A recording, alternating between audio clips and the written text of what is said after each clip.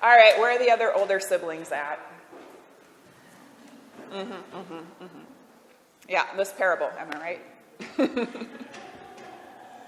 So frustrating. I constantly find myself pretty annoyed by this one because it is that sort of younger sibling gets away with everything, isn't it?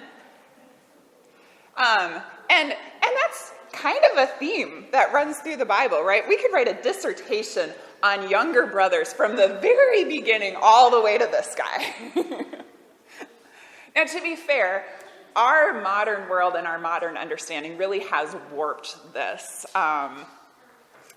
So, yeah, we do have to think about it in context.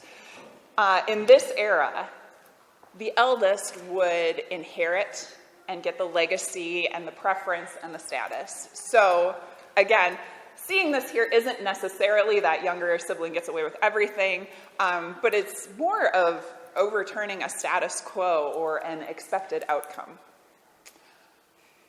It's still annoying.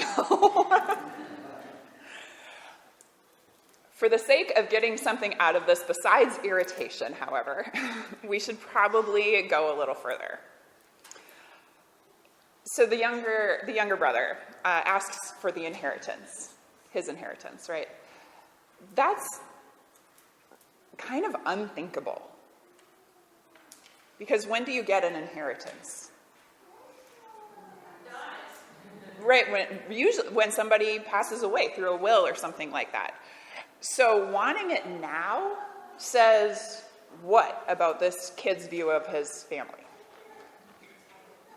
Yeah, right. Slap in the face. And that's putting it nicely. Okay, so he gets this inheritance. He goes to this other country, and he ends up starving. Why did he starve? Real question. Why did he starve? He what?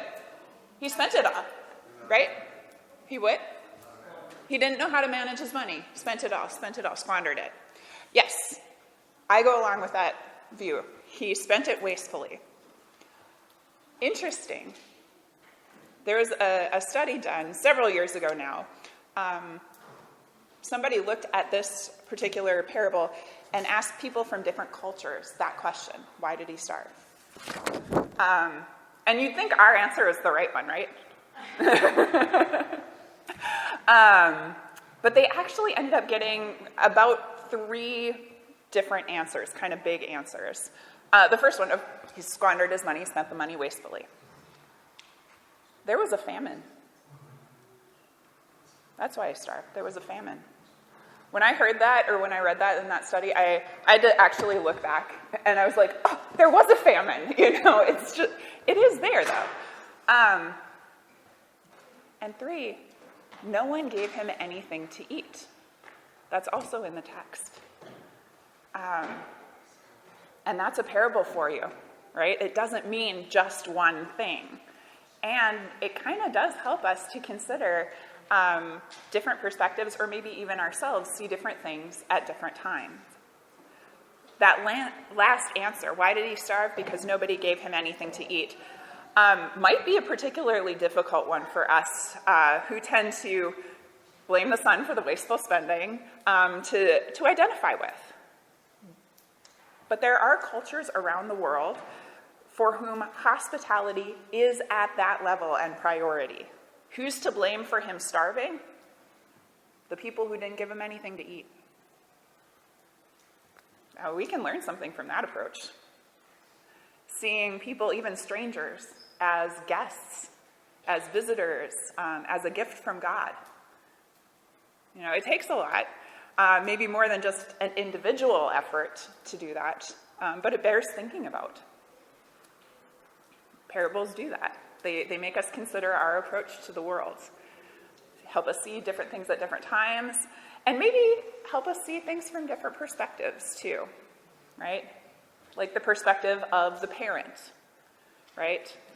The younger son decides to go back, and he does so hoping only for employment, right? He's going to put in a job application. He's given up on going back as anything other than just like a hired hand on, for the day. As lost as he is, though, his family, particularly the father, has never stopped considering him as family. That never quits. That sort of love is unconditional. It doesn't matter how much he's messed up, he's still a vital part of that family. The father welcomes him back with open arms, tears, a celebration upon his return, even after all he's done. Right? Think about it from his perspective. The father has been hoping for the best, and he's finally gotten it. Right? His son has come back. Different perspective, again. Well, that older brother. So annoyed that he lashes out, and older siblings across the ages screaming there with him.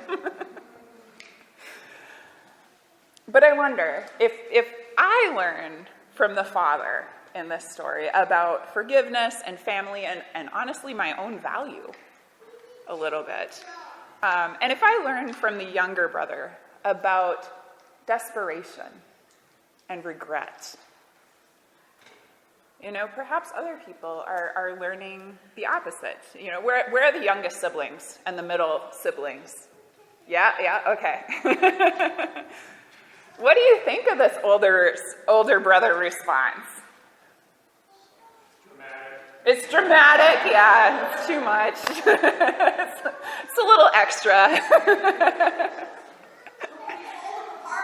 Nobody, you know what? Fair. Nobody told him the party was going on.